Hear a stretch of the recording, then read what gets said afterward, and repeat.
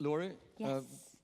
we have discussed extensively, you have also been covering the growing sort of sexual harassment snowball that is hitting country after country, but the tech sector maybe more than many other sectors. I mean, it's been unbelievable. As someone who's covered tech for like 9 years, and this is I mean, many of the investors who I've known from the beginning are the people in the headlines, you know, for bad behavior and sexual harassment. And I will say it's like another day, another call. I was on my way here and I got a call at 1 in the morning from someone who had a horrific story about a VP at a major tech company. And I think... So they call you to get on CNN and tell their story? Now they're calling to want to tell their story. They didn't used to. By the way, like, I did a piece, you might see a clip on women coming forward to talk about their harassment and sexual harassment in the tech world. And it's very interesting in Silicon Valley because there's a money and power dynamic, and there's also a lot of young startups, and there's not HR built in necessarily. So it can be very specific, but you hear the same fear, which is, I'm sure, across all industries, which is retaliation. If I say something, I won't be able to get a job. People are only going to know me for this, you know. But then you have like this massive issue where there aren't the correct structures in place. So we saw this incredible hashtag #MeToo, and I think a lot of people feel empowered by that hashtag to come forward and say, this happened to me. And then there's also like, I want a hashtag now what? Like, this is awful, but like we really need to... Now what, yeah. Now what? I mean, because I think there's I will take every single call of every single person calling me to tell me about this stuff, and I will, you know, pound the pavement, putting... you know, making sure to hold these people accountable. But we need real structures, because what I'm hearing in Silicon Valley, and this is a little controversial, but like I'm hearing from investors who say, well, I'm just not going to take a meeting with a woman after a certain hour. And they won't say this publicly, but they'll say this, you know.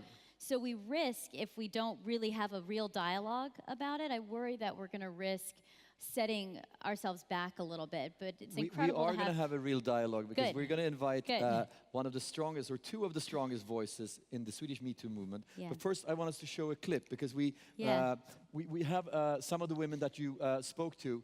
You don't want to tell people that you were in a business meeting and somebody shamed you and made you feel less than. Who wants to say that? It was the moment that I felt my leg being grabbed under the table that I thought, holy moly, this is real. We're sitting at a Starbucks and he grabs my face and tries to make out with me. I hate to say this, that it's the norm, and I hope that we can change that. So we've all been following the Me Too. It's an avalanche where 12 million people engaged the first 24 hours, and it's spreading from country to country. And one of the things that made the greatest impact on me was to see the next guest on coming on stage performing at Me Too Stockholm. So please give it up for Isa.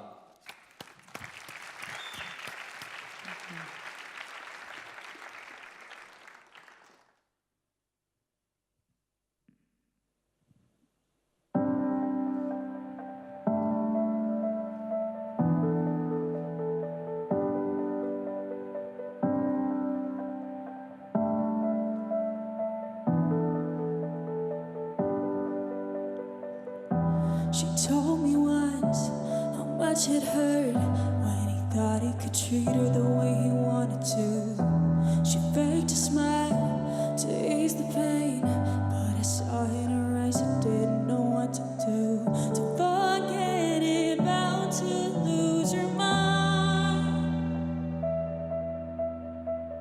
Gonna take a while to feel alright. It's breaking you down, been tearing you up. It's crawling inside, you can't get away. You've been stuck on the ground, and it's eating you up. I've been there once or twice, feeling the same thing. Me too, me too. She called me up the other night. She was crying about a stranger who pushed her way too far. She came to me, I held her tight, said that it's not her fault, but there's gonna leave a scar. Pretending not to lose your mind. Gonna take a while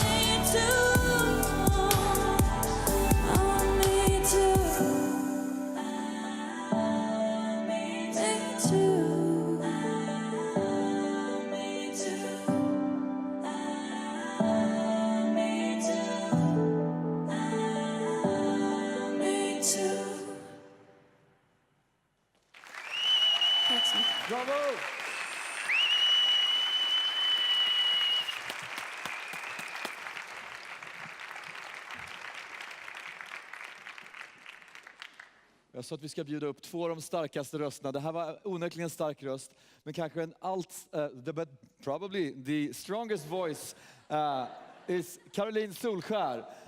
Welcome up. Laurie, come join us. Have a seat. So, very welcome up on stage. Thank you for also saying yes on such a short notice. We really wanted to understand more, and we also wanted to give you an even bigger voice and touch and explain the minds of the guests here at Sime.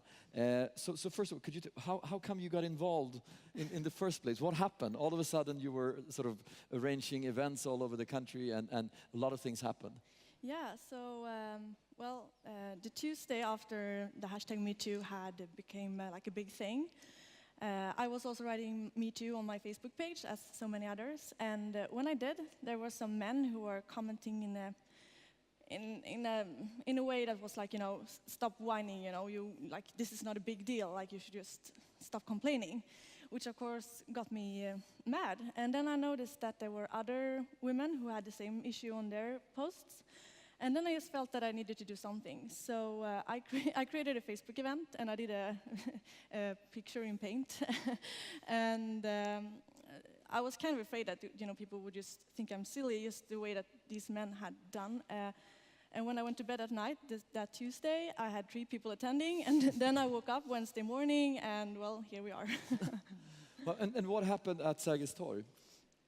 I'm not the right person to ask because I don't remember anything, but we had a lot of people talking. We had politicians, we had famous people within this movement, we had people singing, like Isa, for example, and we also had, like, I don't know the right word, but like normal women sharing their stories, so through speaks, through singing and dancing and so on.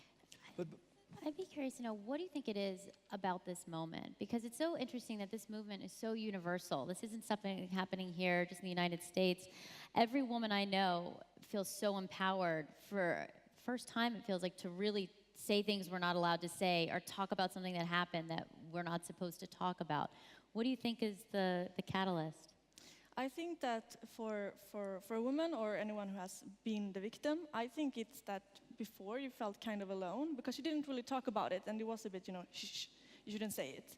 So I think, at least for me, and I think for many others, you felt some kind of freedom when you saw, so all of a sudden, all of your friends and everyone you know was starting to confess stuff, and you felt like, what a relief.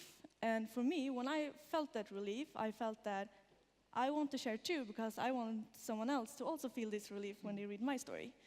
And for men, I think a lot of men, they didn't understand that this was such a big thing, that this actually happens to so many people. So I think it was just a shock. And when they saw it, they're like, wow, we need to react, we need to do something. But I think it's shocking because first it's like, oh, it's only in the media industry. And then the day after, it's only in this opera industry. And then it's only in lawyers. And then it turns, very rapidly, you realize it's a problem that is everywhere. It's not industry specific, and it's not even power specific. It is something in the dynamics between men and women. But how do you navigate that, and how do you address that as a leader? A lot of people here are leaders of people. What can they do?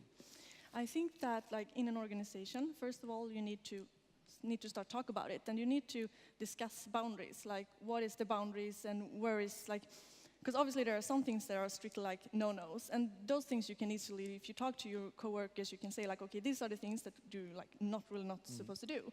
But then you need to speak about the gray area, and where's the gray area, and how should you respond to that. But I think one really important thing that you can do is to talk to people about how to react when something is happening. Yeah. Like, for example, if a coworker is saying like a sexist joke or doing something inappropriate, how do you, maybe not as a person who like being the victim of it, but someone else, how do you react? Like, what do you say? Because I think a lot of people have a problem with addressing it because you maybe just laugh a little bit because you don't want to, be the boring person. So how to address it, I think, is really important. But I think it's very complex material because it spans from rape, which is clearly a crime, to somebody saying jokes about sex that might be inappropriate or not, depending on how you look upon them. And it's very difficult sort of to navigate. And it's also one other thing that if you see men's reaction, they spend 95% discussing the chance that some would say something that is not true, whereas that is maybe 1 in 1,000 or 1 in 10,000, but not so much discussing the fact that there's a problem for the other 999. Could you sort of reflect on that? Why is the male reactions like that? I think one interesting question when you talk about it, like obviously it's if someone gets falsely accused, that is horrible, of course. But like the interesting thing here is that if I would have a manifestation against killing, like we shouldn't kill people, I don't think anyone would raise their hand and say, yeah, but what about all those people who get falsely accused for killing? No. Right? So I think like the interesting thing here is that this is an issue where mostly in general, of course not always, the woman is the victim and the man is the one doing the crime. So all of a sudden, like, why is this an issue here when the woman is the victim? And I think this has to do with, like, in a lot of cases, if you're looking back, that the woman is seen as the person who, like, doesn't tell the truth in some way, and, you know, the man is, like, he would never do something that horrible. So I think, like, we need to start there and ask ourselves, like, why is this an issue all of a sudden when we have this, like, specific gender question? I think even covering it, it's really nuanced. It's hard to cover sexual harassment too, because there's so much nuance there. I interviewed a woman recently who, you know, she had to clean up underwear from her startup. Like, they would throw these big parties, and she had the managing duty, so she had to clean up. So she ended up cleaning. They would have these crazy parties at a startup, which with no structure, and she cleaned up underwear, and they were making comments about women's bodies and all this stuff. And one woman filed a lawsuit, and she saw it all. And the other woman I was talking to said it was when she saw it in writing, and she saw everything that went on, that she realized that was harassment and that wasn't okay. But she said up until then, she was kind of, you know, and there was a kind of a mid-relationship, an employee-friendship relationship. She didn't want to tattle on her friends. So it was, even editing it together, it was a very complicated narrative. But where does it sort of start and end? I mean, you have a president in the U.S. who's been known for saying pretty provocative things himself. There are leaders in Silicon Valley that are, to say the least, very sexistic, and so forth. And everybody's super impressed with them. So is it the schools, the company cultures, the politics? So where does it start and end? From a U.S. perspective, you reflect on that. From a U.S. perspective, I mean, I think we need, and this is taking it from a tech angle, I think we need real technical solutions. So I think real technical solutions. I think we need tech people building out ways, because right now the system is broken. If I wanted to report someone who sexually harassed me, and I went to our HR department, who likely, you know, there could be an incentive at any HR department to protect a business, I'd have to be very careful about that. I think there could be a third-party tool where people can anonymously do it, or they can analyze data, or we need the people to actually come up with some different types of solutions to get data on it. And we need, I think, more women in positions of leadership, because a lot of it, from talking to some folks, it seems it's just like unconscious bias. It doesn't excuse it, but they don't even realize it's so inappropriate that they're doing certain things. It's not like they, you know, and that's not all the time. I mean, sometimes it's black and white, but I think you need more women in positions of leaderships to build out that company culture as well. Carolin, you told me about some app that somebody was working on. Yeah, well, I read an article about it in Breakit, but it seems like they haven't really, like in the article, the woman who writes this, she's mostly talking about like that, which is true, that this is a real problem, and entrepreneurs are always looking for problems to fix. So, you know, obviously, like here is a big area where you can, you know, as you said, like innovation and tech, and just, you know, solve these problems. So it doesn't seem like they had it figured out. She was more like, I guess, looking for But it could be something along the lines that you were thinking about. Yeah, and there's actually people who've been contacting me these last weeks with ideas, which is great. So I think there are a lot of things happening, hopefully.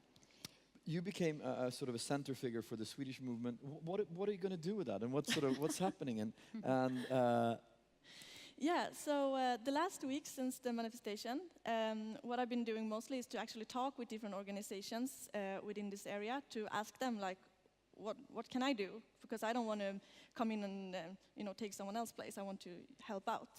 And what a lot of them has been saying is that they would like a place where they can meet, because those organizations, they don't talk to each other, they don't cooperate, and then also they don't really have any chance to talk to politicians or the public. So we're actually going to start to have meetups where we will invite people from these organizations, politicians, famous people within the movement, and have different conversations and talks. And we have an announcement there. So Yes, and we're also going to have these meetups at Epicenter. of course. No, but so you're very welcome. We're proud to host you as much as you like. And I'm just fascinated by the whole conversation going on. And I think, as somebody wrote, sort of for women's rights, this is probably the biggest thing since voting or something like. It's just transformative. And I looked at the different countries where it didn't take off, and it was like Senegal, Egypt, and a couple of other countries. So there seems to be some correlation between awareness of the issues and how fast and how important it spreads. Yeah. So if you were a leader of a startup or of any company, what would you do then?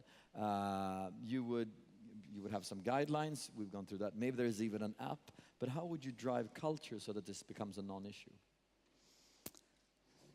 I would, I think it's a challenging question. The reason we're both kind of like, well, it's because it's actually a really challenging question, because sometimes people at the top don't understand the problems that people not at the top and that women are facing, especially in the US too, with startups and in the tech community. It's a lot of young dudes who don't really understand, I think the best part of like the Me Too thing is when people are like, I can't believe that happened to you. I'm like, that was Monday. Like, I mean, the funny thing is like the amount of things that happen and people are kind of taking a step back. So I think that what is very dangerous is, and I think this is happening a little bit in the US too, there's a really polarizing dialogue. So men feel afraid to say something, and like because they're worried that they're going to say the wrong thing, and they're going to have kind of an army of people coming after them. So they're not allowed. They haven't felt, and this is a big generalization, but I think there needs to be a real dialogue between men and women at these I saw a companies. UK study. 52% of the guys didn't even know they'd done something that was offensive.